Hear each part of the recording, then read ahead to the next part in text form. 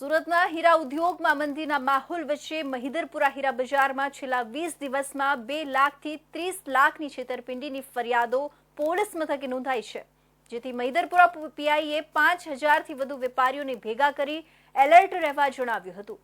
રસ્તા પર જ વેપારીઓને માઇક વડે સૂચના આપવામાં આવી હતી। ગત રોજ એક હીરા છેતરપિંડીના આરોપીઓનું સરઘસ કાઢીને સ્થળ તપાસ માટે લઈ જવામાં આવ્યા હતા। હીરા બજારમાં થતી છેતરપિંડી અને ઉઠામણાની ફરિયાદોને મહિધરપુરા પોલીસ દ્વારા ખૂબ જ ગંભીરતાથી લેવામાં આવી રહી છે। ઉલ્લેખનીય છે કે આ વર્ષે છેલ્લા 7 મહિનામાં 16 વેપારી 13 કરોડની છેતરપિંડીનો ભોગ બન્યા છે, જેમાં 27 આરોપીઓને જેલના સળિયા પાછળ ધકેલી દેવામાં આવ્યા છે।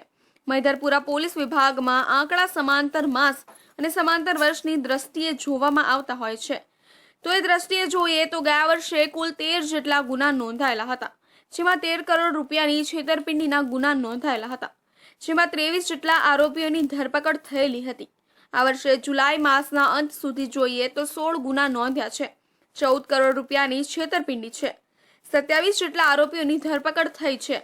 અરજીઓની સંખ્યા જોઈએ તો ગયા વર્ષે 93 જેટલી અરજીઓ હીરા બજારમાં છેતરપિંડીને લગતી હતી, જે પોલીસના અભિયાનના કારણે આ વર્ષે વારંવાર પ્રોત્સાહન આપ્યું, જેના કારણે જુલાઈ મહિના સુધીમાં 96 જેટલી અરજીઓ મેળવી છે અને એ મામલે તપાસ શરૂ કરી છે। રસ્તા પર જ કરોડોના વ્યવહાર ચાલતા હોય એવા હીરા ઉદ્યોગમાં હાલ મંદીનો માહોલ છવાયેલો છે, ત્યારે મહિધરપુરા હીરા બજારમાં છેતરપિંડીની ફરિયાદો વધતા આ મામલાને ગંભીરતાથી લઈને પોલીસ કમિશનર અનુપમસિંહ ગહેલોતે મહિધરપુરા પીઆઈને સ્થળ પર જઈ વેપારીઓને સમજાવવા માટે જણાવ્યું હતું।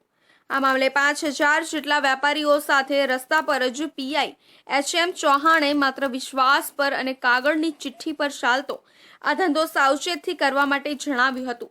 હાલ જ્યારે હીરા ઉદ્યોગ મહામંદીમાંથી પસાર થઈ રહ્યો છે, ત્યારે વેપારીઓને તમામ વ્યવહાર ખૂબ સાવચેતથી કરવા માટે જણાવ્યું હતું।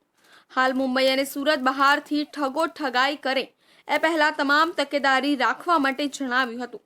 મહિધરપુરા પોલીસે હીરાના વેપારીઓ સાથે ઠગાઈ કરનારા 4 ઠગાબાજોનું જાહેરમાં સરઘસ કાઢી બરાબરનો પાઠ ભણાવ્યો હતો।